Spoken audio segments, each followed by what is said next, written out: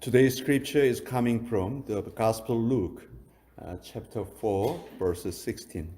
오늘 하나님께서 주시는 말씀 누가복음 4장 16절 한 절의 말씀입니다. 우리 한 목소리로 같이 하나님의 말씀을 받들어 읽도록 하겠습니다. 시작. 예수께서 그 자라나신 곳 나사렛에 이르사 안식일에 늘 하시던 대로 회당에 들어가사 성경을 읽으려고 서심해. 하나님의 말씀입니다. 아멘. 잠깐 기도하겠습니다. 성령께서 우리 안에 충만으로 거하실 때만 우리 속의 모든 어두움이 다 물러가고 찬란한 밝음이 임할 수 있습니다.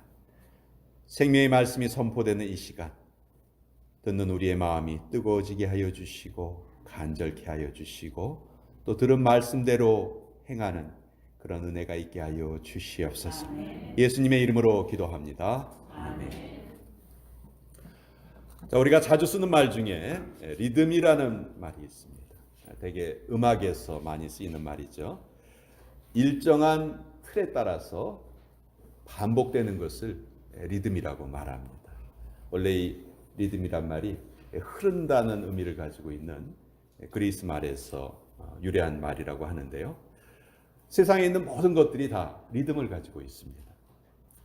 자연을 보세요. 얼마나 질서정연한 리듬이 있는지 모릅니다. 우리 인생도 탄생에서 죽음까지 리듬이 있습니다. 여러분, 제일 정확한 시계가 뭐죠? 배꼽시계입니다. 그렇죠? 배꼽시계가 제일 정확합니다. 밥 먹을 시간이 되면 아주 정확하게 신호를 보내줘요. 왜 그렇습니까?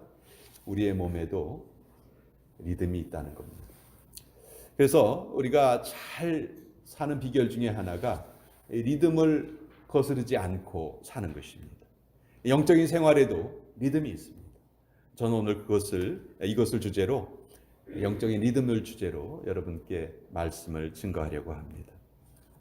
아까 제가 리듬은 일정한 틀에 따라서 계속해서 반복되는 것이다 이렇게 말씀드렸는데요. 우리가 신앙생활을 할 때 이렇게 꾸준히 반복되는 것이 있어야 한다는 말입니다. 하나님께 쓰임받는 사람들은 다 뚜렷한 영적인 리듬이 있는 생활을 했어요. 신앙생활을 하되 즉흥적으로 무질서하게 그렇게 하지 않았다는 말입니다. 예수님의 생활에도 리듬이 있으셨어요.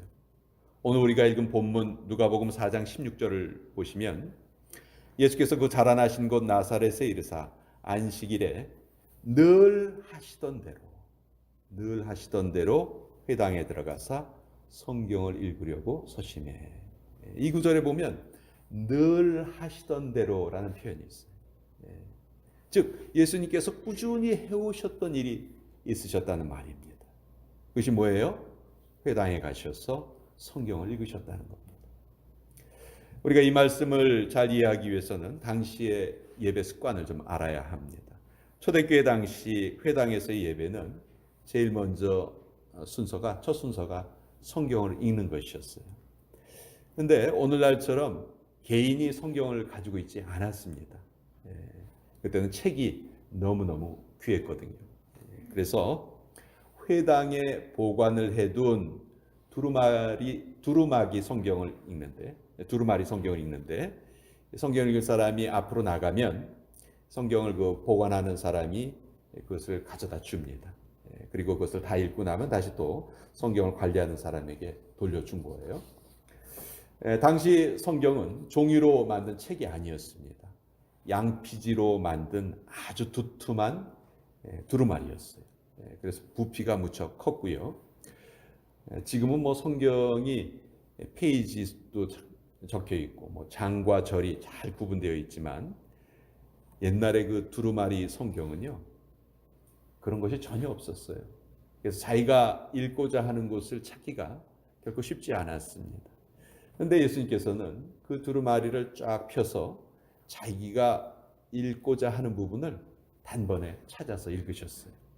누가복음 4장 17절 바로 다음 구절을 보면 선지자 이사야의 글을 들이거늘 책을 펴서 이렇게 기록한 데를 찾으시니 이렇게 금방 읽으실 곳을 찾으실 수 있으셨다는 것은 예수님께서 평소에 성경을 자주 읽으셨다는 말입니다. 즉 성경을 읽으시는 일에 리듬이 있으셨다. 여러분 개인적으로 성경을 집에서 읽고 계십니까? 아주 짧은 분량이라도 여러분들 꼭 매일매일 읽으셔야 돼요. 여러분들이 아마 제일 무서워하는 것 중에 하나가 치매일 것입니다. 그렇죠? 치매를 다들 무서워하시는데 치매에 걸리시지 않는 가장 좋은 방법 중에 하나가 저는 성경을 매일매일 일정한 분량을 읽는 것이다. 전 그것이 가장 좋은 치료책이다. 예방책이다. 그렇게 저는 믿습니다. 또 마가복음 1장 35절을 보면 이런 구절이 있습니다. 새벽 아직도 밝기 전에 예수께서 일어나 나가 한적한 곳으로 가사 거기서 기도하시더니. 자, 이 구절은 예수님께서 새벽이 밝기도 전에 기도를 하셨다고 우리에게 알려줍니다. 그런데 어쩌다 한번 기도하신 것이 아니고요. 규칙적으로 반복해서 기도를 하신 거예요. 예수님께서는 매일 새벽마다 기도하셨어요. 기도 생활에도 리듬이 있으셨다. 말씀을 읽으시는데도 리듬이 있으셨고 기도하시는데도 리듬이 있으셨다. 또 사도행전 17장 2절에 보면 바울의 이야기가 나오는데요. 바울이 자기의 규례대로 저희에게로 들어가서 새 안식일에 성경을 가지고 강론하며, 이 구절을 보면 사도 바울도 자기의 규례대로, 즉 한두 번 하고 그만둔 것이 아니고 계속해서 꾸준히 규칙적으로 성경을 가르쳤다 하는 것을 우리가 알 수 있습니다. 성경을 가르치는 것에 리듬이 있었다는 말입니다. 자, 이런 예는요, 성경의 다른 부분에서 우리가 얼마든지 많이 찾아볼 수 있습니다. 사도행전 3장 1절에 보면 제9시 기도 시간에 베드로와 요한이 성전에 올라갈세. 이 구절을 보면 제자들에게 정해진 기도 시간이 있었다 하는 것을 알게 됩니다. 제자들은 시간을 정해놓고 하루에 몇 차례씩 성전에 올라가서 기도를 드렸어요. 자, 제자들의 기도 생활에 무엇이 있었습니까? 제자들의 기도 생활에 무엇이 있었어요? 리듬이 있었다. 영적인 리듬이 있었다는 겁니다. 다니엘서 6장 10절에도 다니엘이 전에 하던 대로 하루 3번씩 무릎을 꿇고 기도하며 그의 하나님께 감사하였더라. 다니엘이 기도하는데도 기도의 리듬이 있었다. 그때는 다니엘이 기도하면 붙잡혀 갈 위기였어요. 그렇지만 다니엘은 그것에 아랑곳하지 않고 환경을 아랑곳하지 않고 기도의 리듬을 계속 지켜나갔다 하는 것을 우리가 알게 됩니다. 자, 이렇게 기도가 규칙적으로 드려지는 것, 우리가 너무너무 중요한 일입니다. 여러분, 많이 쉰 것 같은데 그래도 쉰 것 같지 않고 어깨에 늘 무거운 짐이 지어진 것처럼 무겁고, 왜 이럴까요? 저는 많은 이유가 있겠지만 그 중에 하나가 우리가 하나님과 대면하는 시간을 규칙적으로 마련하지 않았기 때문에 그렇다. 사실 우리가 기도의 리듬이 생기면요, 그렇게 우리를 힘들게 했던 일도 사실은 아무것도 아니구나. 그렇게 화려해 보였던 것들도 사실은 별 가치가 있는 것이 아니구나. 그것을 우리가 깨닫게 된다. 저는 그렇게 굳게 믿습니다. 우리의 예배 역시 우리 영적 생활에 아주 중요한 리듬이 되어야 됩니다. 요한복음 4장 23절에 보면 아버지께서는 이렇게 자기에게 예배하는 자들을 찾으시느니라, 이런 구절이 적혀 있습니다. 하나님은 지금도 진실한 예배자를 찾고 계신다는 말씀이에요. 비가 온다고 안 나오고 날씨 좀 놀러 가느라고 안 나오고, 이런 분들은 예배 생활에 바른 리듬이 없는 것입니다. 믿음의 조상 아브라함은요, 사실 이곳저곳 참 이사를 많이 다녔어요. 그런데 이사 가는 곳마다 제일 먼저 한 일이 있습니다. 무엇을 했습니까? 하나님께 제단을 쌓았다. 그래서 예배를 드리는 것이 아브라함에게는 영적 생활의 리듬이 되었던 것입니다. 여러분도 예배를 꾸준히 드리시고 예배 시간에 꼭 참여하시고, 그렇게 예배에 리듬이 있는 생활을 하셨으면 좋겠다. 저는 그렇게 말씀을 드리고 싶습니다. 뒤에 앉아 계신 우리 청경태 장로님, 오늘 아버지 학교의 간증자로 템파 지역에 오셨는데 옛날에 축구 선수셨어요. 아주 몸이 건강하신 분입니다. 축구 경기를 보면요, 잘 뛰던 선수가 부상을 당하거나 아니면 너무 지치면 어떻게 합니까? 새 선수로 교체를 해주죠. 그렇죠? 그러면 새로 교체된 선수에게 우리 관중들이 뭘 기대합니까? 지금까지 그 선수는 쉬다가 들어왔으니까, 그렇죠? 쉬다가 들어왔으니까 다른 선수보다 힘이 있을 것이고, 그러니까 훨씬 더 경기를 잘할 것이다. 우리 그렇게 기대하잖아요. 그런데요, 실제로는 그렇지 않다는 거예요. 처음부터 경기를 계속했던 선수들은요, 비록 힘이 들지만 이미 그 경기의 리듬에 다 익숙해져 있다는 거예요. 그런데 새로 들어간 선수는 힘은 있어도 그 리듬에 적응하는 것이 그렇게 힘들다는 것입니다. 저는 신앙생활에도 같은 원리가 적용된다고 생각을 해요. 우리가 교회 안에서 열심으로 일하고 있을 때에는요, 사실 좀 힘은 들어요. 그렇지만 내가 신앙생활에 이미 무엇을 타고 있는 거예요? 리듬을 타고 있는 거예요. 그래서 리듬이 이렇게 중요하다. 리듬은 우리의 질서가 되어야 되고 우리의 습관이 되어야 합니다. 시간을 정해서 말씀을 보고 시간을 정해서 함께 모이고 시간을 정해서 기도를 드려야 돼요. 만약 이런 것을 율법주의다 이렇게 매도를 한다면 전 그것은 큰 잘못이라고 생각을 합니다. 하나님께서요, 우리 인간에게 일주일이라는 주기를 정해주셨고요, 매년 지켜야 될 절기를 정해주셨어요. 그리고 그것을 지키고 살도록 명령하셨어요. 하나님께서도 우리에게 리듬을 정해주셨다는 거예요. 우리 모두의 신앙 리듬이 한 마음으로 하늘을 울리는 리듬이 되기를 간절히 축원드립니다. 우리 인생에서 가장 중요한 것이 하나님의 시간표입니다. 전도서 3장 11절에 보면 하나님이 모든 것을 지으시되 때를 따라 아름답게 하셨고, 이런 구절이 있어요. 무엇을 따라 아름답게 하셨습니까? 때를 따라 아름답게 하셨어요. 핵심은 하나님의 때예요. 하나님의 때. 저는 이 때를 우리가 신앙의 리듬을 잘 지켜나갈 때 이 때를 우리가 깨달을 수 있다. 저는 그렇게 믿습니다. 우리가 같은 행동을 계속 반복을 하다 보면 그것이 우리의 습관이 되죠. 또 이 습관을 계속하게 되면 이 습관이 우리의 성품을 만듭니다.